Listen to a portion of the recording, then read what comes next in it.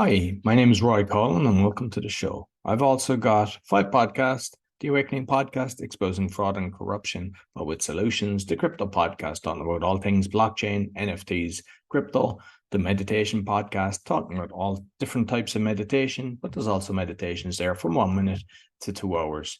And the other one's the Learn Polish Podcast. So if you're interested in learning Polish, you can do that. And the other one is Speaking with Roy Collin. And I just have guests from around the world talking about either public speaking or also about their book or just general life in general. And you'll find everything on bio.link/podcaster. I'm also a podcasting coach. And you see the QR code there, and it's also on my link as well. And if you're interested in actually going on some podcast shows, I'm helping people doing that. Or if you're interested in sponsorship, you can contact me. And I'd like to thank my sponsor, DanielPacker.com. He helps people with anxiety, stress, and addictions. He's got a 90% success rate, and you only pay if you're successful. So be sure to check him out, DanielPacker.com. I hope you enjoy this week's show. Welcome to the Speaking Podcast. You can find all our episodes on speakingpodcast.com. My guest today, American, but currently in beautiful Panama, which I would love to be there, but unfortunately I'm not. But I like lovely Poland as well. So my guest, he's an ex-army vet, a life coach, trainer, speaker as well. So please welcome Derick Johnson. Hey, Roy, thank you for having me. I'm excited to be here. Yeah, I'm looking forward to this. So I suppose, I've just give bullet points, but you might let listeners know a bit more about Derick. Yeah, for sure. So I spent 10 years in the U.S. Army. So I grew up, my father was Army for 25 plus years, and my mother was a kindergarten teacher. So my mother's German, very gung-ho, classic German, aggressive and professional. And my father was African American, and he was military, and he grew up on a farm. So you have the farm boy slash military, and then you have the German city girl with the focused mind. And then they helped me cultivate the discipline, consistency, and all that. So growing up, I just always saw both parents awake early. So that inspired me with fitness, that inspired me with sports and with the military. And I just went there, and I just always knew that I would end up loving helping people, whether it was physically or mentally. So being in sports, being in the classroom, I always enjoyed being the leader, the group leader, or helping others. So I was always trying to improve and empower other people. And especially because of a dark upbringing in regards to family, alcoholism, drugs run on both sides of the family. So if people can relate, there's a lot of dark nights that happen with that. If you're the child just exposed to it, not knowing what's going on, but taking all those experiences and being able to help others in an impactful way. That's my whole intent. Brilliant. And I suppose with what you've just mentioned there, growing up in a kind of a dark upbringing, because a lot of people, there's a very high percentage of people that there's problems in the household, and they're either told to be quiet about it or they kind of the shame factor. And I think the reason that it continues is people aren't talking about it. And like as a child, you might kind of take us through that journey, like, because it's like obviously with the military, your father was military. They tend to be strict anyway from, my experience with talking to people. So like you might just kind of talk about your upbringing and how it was for you and the mindset and everything that, at a young age. Yes, for sure. So everything shifted at the age of 11. And I don't know if anything was happening to them currently at that time, or if it was just from the past was spilling in. But they both grew up as the oldest of their brothers and sister. So they were the parents of all the kids, the siblings, because their mom would be at work. And they both did not really have their fathers in their life. And there was a lot of spousal abuse, child abuse, just a lot of crazy upbringings on both sides. And they were the parent of their siblings. So dealing with that, dealing with war with my dad was in multiple deployments, and then a lot of personal things with my mother. So I think that spilled into when I was age 11, that spilled into when they would drink. So they were very successful in their careers, very well known in different countries and everything. So as a child, I never wanted to ruin somebody's reputation by talking about it. So fitness became my outlet. So instead of talking to my friends, my teachers, whoever at church, I would just keep it to myself because I didn't want to complain. I was never the type to complain about my situation. The reason why I was obsessed with learning stories of individuals that went through things way worse. And I wasn't trying to pretend my situation didn't exist, but I would always read biographies, autobiographies and watch movies of people that had a worse upbringing. They grew up in foster care. They were missing their arms and legs. They had bombings every other week in Syria. So I would take my mind to those things and say, you know what?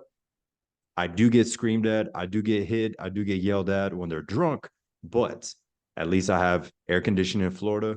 At least we have food.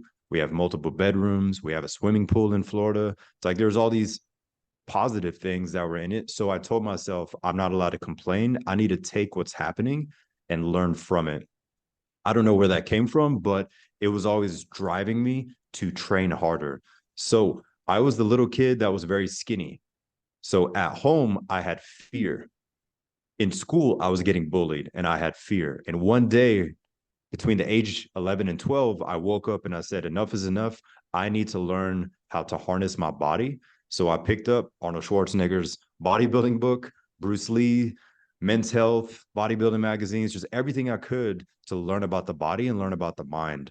And then I started training, weight training. And then by the age of 15, I had like a total body transformation. And my friends were like, whoa, you used to be the skinny, scared kid. Now you're in great shape. And I fell in love with the confidence, but to be able to give other people that confidence. So from those dark nights between 9 p.m. and 1 a.m., about 300 nights a year, I would just work out late night and early morning to calm my mind. And after I would exercise, I would fall in love with that calmness. And that's where I would work on my faith. And then I always feel and I always believe that everybody who's been through trauma to an extent, we all have been given a gift. And I feel that my gift as a child and as a teenager was discernment. Some would call it consciousness, some would call it being able to read energy. But being around people, I was always very calm because anything outside of the house was easy. So I was always a calm, quiet, laid back kid. So people would come up to me and just like tell me their life, tell me their pain. And I noticed it would happen a lot. But then when I would think back, I'd say, I used to be in those shoes where I didn't have anybody to talk to, like family. We've never really been close. So I would sometimes speak to other people, not about that exact situation, but just about other things. And I noticed that I was always guided to go do that thing. Even if I didn't feel like having a conversation, I was always guided to be there and listen to people or give them advice. So it was interesting. So it started with fitness because I got tired of being bullied at home and at school. And then from there, I fell in love with training the mind and then being able to give that to others and seeing them thrive, no longer being bullied, having confidence, being happy. I got really excited about doing that. And I always wondered, how can I do this long term? And I always had a vision that I would be training and then also doing a lot of mental coaching. And that's what inspired me along the journey. So fitness was step one, to harness myself. So I no longer got affected at home or by the bullies at school. And then two was the mindset. And the mindset came from sports, martial arts, and just overall reading and learning. So between age 11 and 12, I just got obsessed and I said, I'm not going to live this way and just be bullied by everybody and be scared and small. So I had to change that. And like you mentioned, your parents were the eldest, but they went through their own little journey as well, like that they abuse. Yes. And I have noticed that happens a lot because a lot of the times the people, they just kind of blame their own parents because of who they are, not realizing that this is a kind of chain reaction. And I think the mindset of the act of forgiveness, it's not really you're forgiving them. It's like it's healing you as well. Exactly. And 100% agree with you because I used to have anger and resentment and hate towards a lot of my family. And I wouldn't say anything, but I would just have this rage. And I would always listen to dark music. Even if I was in a positive state, I would listen to dark music, but more so because I related to the artist, the rock star, the rapper, the singer, whoever. I don't even care what genre it is, but I would relate to their story so much because the alcoholism, a glass being thrown at you, being punched, like all this other stuff. And so I would relate to the music and it would fuel me, but I would feel connected. So I think the connection with family is what I was lacking. And that's why I would always connect with other people, my friends, their family, strangers in public. And people would always be like, wow, you're actually listening. As in, most people, they don't even pay attention. Like you could be talking about something, they're on their phone, they're daydreaming, and I would be really present with them because I knew what it felt like for nobody to listen. Like my family would never listen. They'd be like, shut up, go sit down, blah, blah. So I would just keep it to myself. So once I would be around people, I was like, huh, this is interesting. And then I really loved learning. Once I heard Tony Robbins the first time, one of the key things that really stood out to me was one of his quotes: life is happening for you, not to you. And when I first heard that as a teen, I said, wow, this makes total sense now because this happened and I have a different perspective. So then I started to learn how to perspective hop. So younger me was angry, and I would have this vision that once I become successful, I'm going to go home with a duffel bag of cash and drop it in their house and say, you, and throw the middle finger up and then like walk out.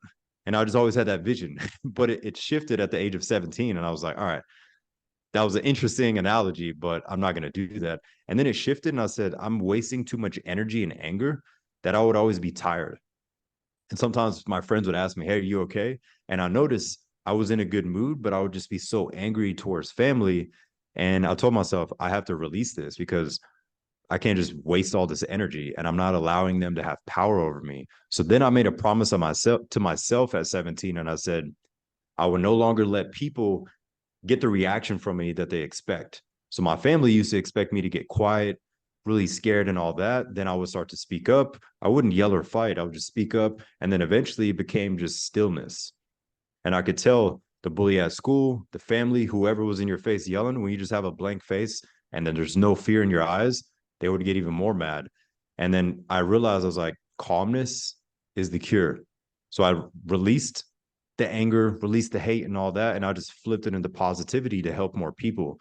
And then people would mention something to them or family or to the bullies, and they're like, yeah, he helped me with this, he helped me with that. And I wouldn't say anything to them, but then they would hear, they're like, wow, he's working with all these people. And I would just let that speak for itself, opposed to just being angry and having that resentment. I strictly focus on helping others. And it was really freeing.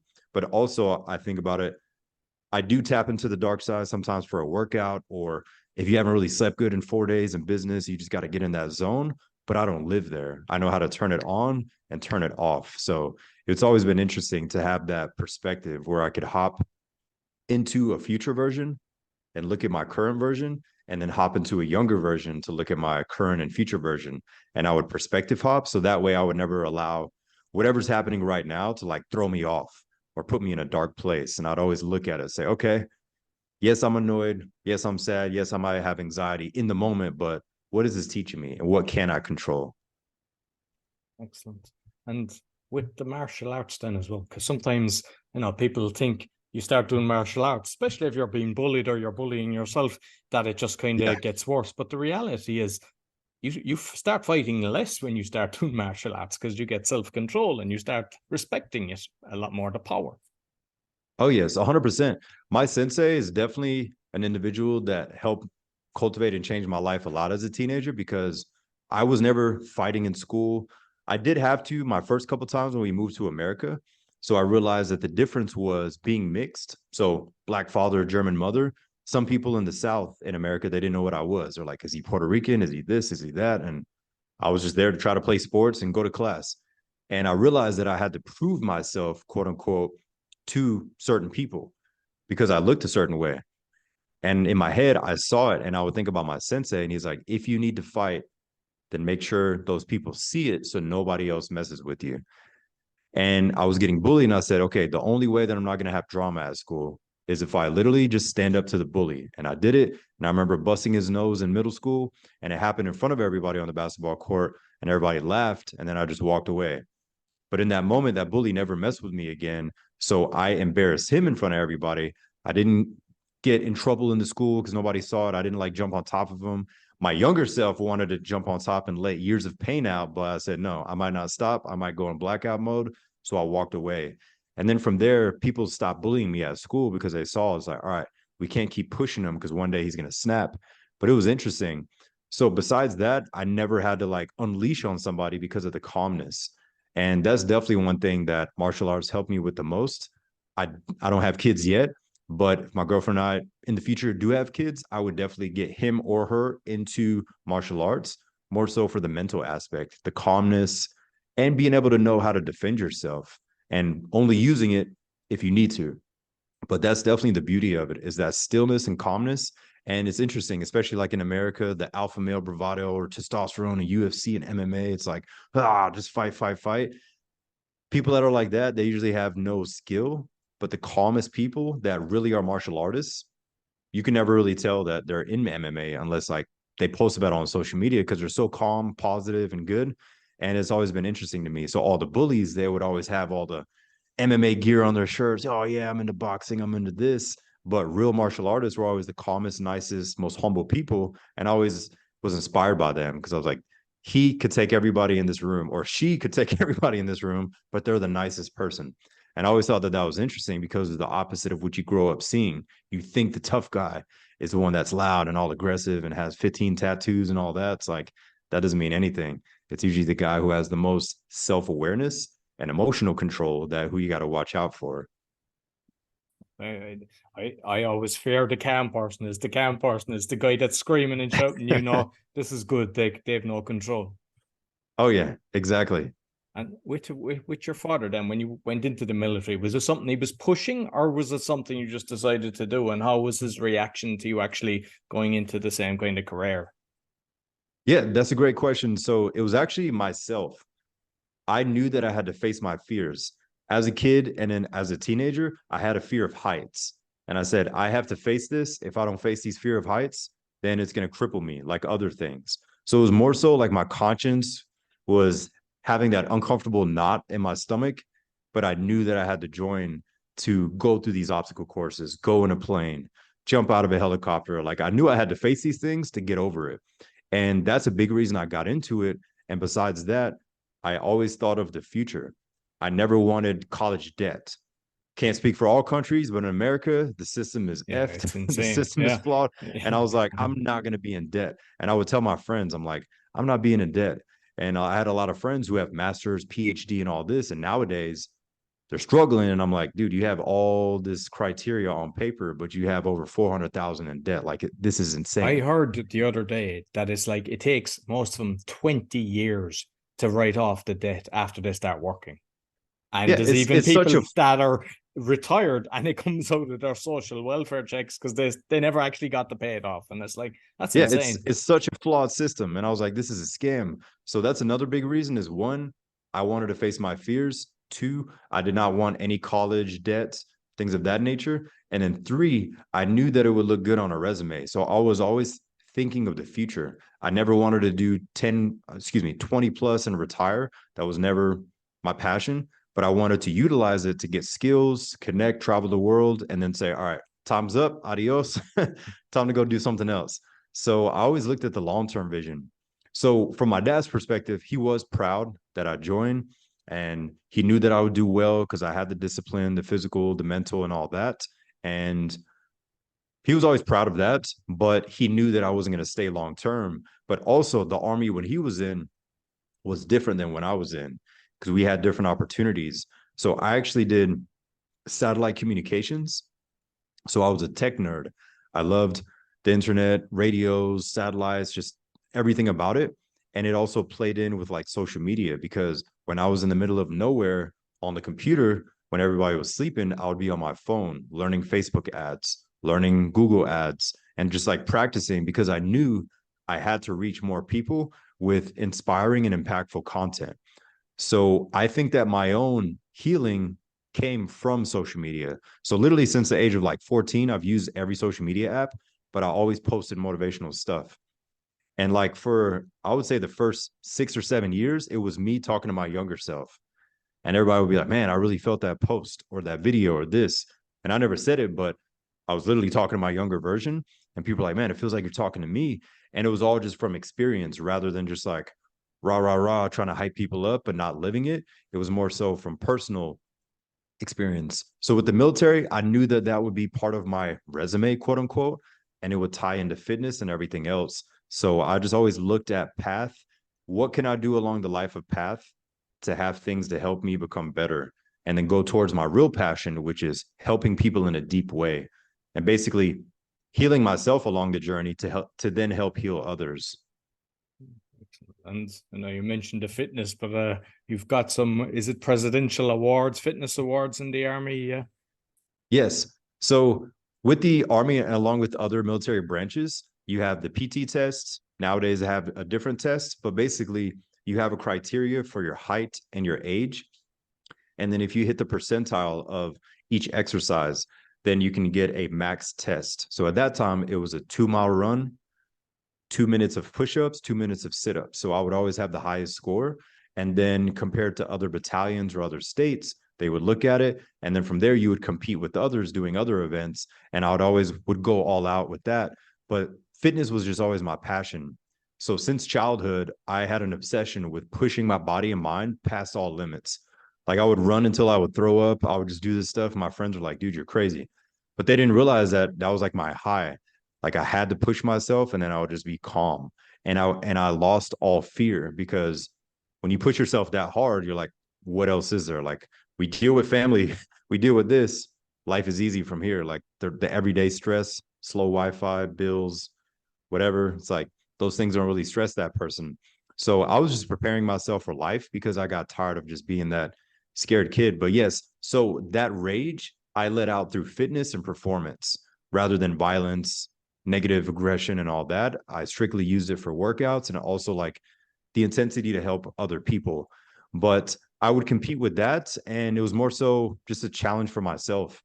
Okay, I could do this with my mind. What can I do with my body? Oh, I'll go do that. Okay, I'm still scared of this. So let me face that. And I would just check these mental boxes for myself because I knew that it would be eating me in my mind if 10 years later I didn't try that test.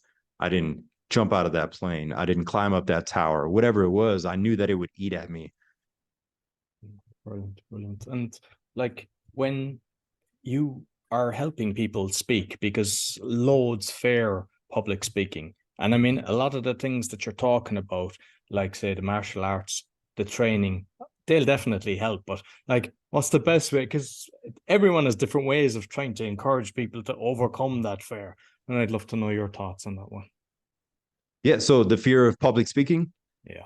I always first like to start with the individual's body and mind rather than like vocal tonality tips, anything else. Because usually the person that's scared to speak, they're just not confident within themselves. So they could read every public speaking book, but if they think their shirt doesn't fit right, if they think that their body language is wrong or like they can't stand tall, I would first start with the physical aspect and not about big muscles, abs, bigger butt for the woman or anything like that, but more so confidence to hold themselves in a powerful state. Because mentally, if that person shows up and they love how that polo fits them, they love how the black shirt or the suit or the dress fits them, they're going to show up as a different person and people can feel that energy.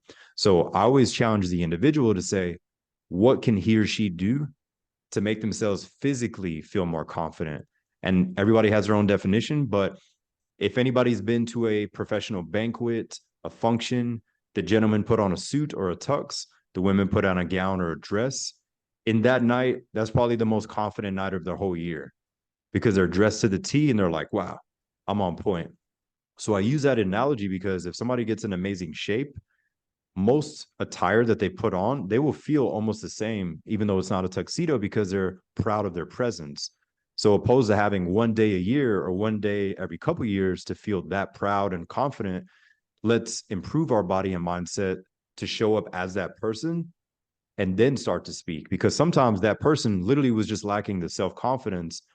It wasn't so much the public speaking skills because you could put them in front of people they're comfortable with and they crush it. And you're like, this is the same person, but they're just comfortable around these people and they're amazing. So it usually stems from how they view themselves. So I first start from the inside out, their mentality and their physicality to improve their posture, body language, and all that. And then go into like the speaking modalities, tonality, things of that nature. Yeah, I love that. And because I know you do kind of like workshops in person and online. And I mean, I see just Yes. from, those that are watching on Spotify or YouTube or BitChute, Rumble, whatever, they can see you've got fantastic camera work. You're looking straight at the thing. I mean, I have my camera there and, when I'm kind of doing intro and outro, I do it, but I like to see the reaction and I'm looking, but you have a very good setup as well. So I suppose you might touch on both the in-person workshops and when it went online and if it had, kind of hybrid as well sometimes. Yeah, for sure. So for the in person, I would first check your own energy and your own state. So definitely the best speakers, male and female, the reason they're good, one, they can story tell, but also they could do a rapid state change where if they see the audience and they all look kind of nervous, read the room and open up with the joke, open up with the question. If you see they're very uptight, just approach it differently because sometimes people they end up too scripted. I'm going to say this in the intro, then I'm going to go to here, then I'm going to tell the story because if I say it before, it's not going to be right. And they're just thinking about everything they're going to say too much. So I would focus on be the teacher rather than the speaker. Be the teacher rather than the speaker. And what I mean by that is, what can I do to bring value to these people? Yes, they look half asleep today because they heard 10 other speakers. Yes, they look like, who's this young guy? Like everybody's been to an extent in person or online where everybody just kind of prejudges them, but they can show up and say, how can I provide value? Because if they focus on being the teacher rather than the speaker, then they're going to be worried about how they look, how they sound, how's my hair? Do I have a bump on my forehead? How does my voice sound? I was coughing all morning. And if they start doing all that, they're going to be terrible at their talk because they're so worried about themselves. So I would show up and say, how can I make these people feel this topic and bring the most value? And that would be number one for in person, especially because a lot of people, they get intimidated when they make eye contact with a group in a room. It could be 10 or it could be 100. But if they show up, make eye contact, and they're just intense and they bring that energy, people are going to feel it much more because if that individual says, I'm showing up to teach them something and provide value, especially if they paid to be there or they're paying with their time. We've all listened to a speaker where they put us to sleep or we didn't care because they were just monotone. Like an example could be, no offense to Bill Gates, no offense to Elon Musk, but most people would not watch a speech by them unless they're into tech. That one time a year or two times a year when they come out with a new product or service, then they might be like, oh, okay. But if they hear a Tony Robbins, Mel Robbins, any of these other power speakers, people go to their events for 12 hours straight or 4 days in a row, and they don't get tired of hearing them. But a 10-minute video from Elon Musk might put somebody to sleep, even though he's a genius and I respect him. But that is the difference. He can't keep somebody's attention that is not into that tech thing. So going back to the individual, how can they show up with the best energy and the best value to teach people something? So that way they don't get stuck in that tone. And most importantly, they don't show up and think, oh shit, how do I look? How do I sound? And they start being selfish. Brilliant. What I'd like to do is kind of go back because you're after giving some fantastic tips there on the speaking. And I think I'm, with what's going on in the world, there's a load of kind of young teenagers that are kind of going through what you've gone through. Yeah. If you could kind of coach them, give them a bit of hope, what's the best way for them to get their head in the right place? That's a great question. I appreciate that. So if they're also dealing with alcoholism, family, drugs, aggression, maybe just negative, angry, dark energy at home, I would first say find something for the body and find something for the mind. As in, some people love running. As a teen, I would run sometimes, but I loved weightlifting. If weightlifting is their thing, awesome. If it's boxing, if it's ballet, for some people, it's dancing. Choose something, one or two things that's physical so you can move the body because you have to release that. If not, it's going to be so pent up that you're going to get in a fight at school, at the mall, at the restaurant, because most teens, they erupt because they're trying to release. They haven't released whatever's in, and that's why they're fighting, doing all this aggressive stuff. So step one, choose something physical. Step two is going to be choose something mental to do every day. That could be prayer, that could be meditation, it could be visualization. And if they've never done any of those things, find somebody who does those things and learn, or go on YouTube. There's many videos you can learn these things, just the basics. But first, move the body so you can have some sense of calmness, and then open the mind and do something with prayer, visualization, meditation. You can even do writing, but really face yourself. So anytime that negative feeling or emotion comes up, don't try to mask it with music, alcohol, social aspects, video games, like whatever it is. Everybody has a thing that they go to when they're just about to face that thing. So I would say to face that thing after you've already moved the body, because then your mind is calmer, you're not self-judging, and then you can think clear. because many people, they haven't physically like done much in weeks or months, and they feel like they're drowning in anxiety, depression, problems, and all that. And anytime that family keeps attacking them, they just feel lower and lower. And other people feel like they're boiling. They're that tea kettle about to like blow up on somebody. But if somebody's consistently moving their body and working on their mind or faith, then they're going to make better decisions and their reactions will be much calmer and controlled. So those would be the first two things. Choose something for the body, choose something for the mind. And last but not least is try to mentor somebody that's younger than you. So if you are 15, you are 17, if you are at a youth camp or if you're in martial arts, like when I was in martial arts, my instructor made me teach the kids classes, especially when he could tell that I was mad. I would show up and he's like, yeah, he just wants to hit the bag. And he's like, hey, before you could touch the bag, you're going to teach the kids classes for 2 hours. And in my head, I'm like, I came here to hit the bag and do all the aggressive. I need a release. And he was like, no. You need to control it and go teach the class. That's what you're going to do for 2 hours. And I was like, yes, sir. And I would go teach. And it was crazy, like how I had to flip that so quick because I can't be yelling at little kids. So I'm bringing up that example because if that teen or kid has somebody that they can mentor, they're going to show up better and they'll stop thinking so much of their issues or problems. Again, we're not pretending it doesn't exist, but they start to fall in love with showing up better for other people when they don't let personal and family get to them that much because they've been working on mind, working on body, and most importantly, being able to help somebody else. Because when we're in it, we're selfish. Why me, God? Why me, universe? Why is this happening? Why me? We have all felt that way. But if we're not moving the body, opening the mind, and helping other people, then we're always going to feel me. We're not going to see anything else but problems. So those would be my 3 suggestions: body, mind, and mentor somebody else. Fantastic, beautiful advice. And just finally, because you've got a business as well, I will get you clients. And because you mentioned about that, when you were working with the military, that, you were learning all the social media. So it's both that and also like for you promoting, because I always like to ask people what they recommend for social media, because Yes. we actually mentioned prior to recording, I think, about LinkedIn, that it's got a bit kind of spammy, which is a shame. But I'd love to know what one, you might talk about that business is helping people, clients, but two, what you'd recommend in kind of the speaking field and things like that, coaching. Yeah, for sure. So the main 2 things that I do are coaching and marketing. So one is a coaching business strictly to help people identify their patterns that are not helping them, break those patterns so they can thrive and not just feel like they're surviving. Because many people, they're good at 1 or 2 things and they try to hide the rest of things, relationships, money, like whatever their thing is, we try to pin that. The other one is marketing. So teaching people how to market their personal brand or their business, but in an authentic way, not just in the normal way where everybody feels like a number. So my biggest piece of advice for social media, if it's for somebody's personal brand or business, would be to focus on the who rather than the how and the what. So the how and the what is an objective for Google ads, an objective for Facebook ads, copywriting, the best picture, video quality, like all that's great. But if they focus on the what or the how, they're going to be burnt out and people really won't feel it. But if they strictly focus on the who being who is Derick, who is Michelle, who is he, who is her, who are all these people, why should we listen?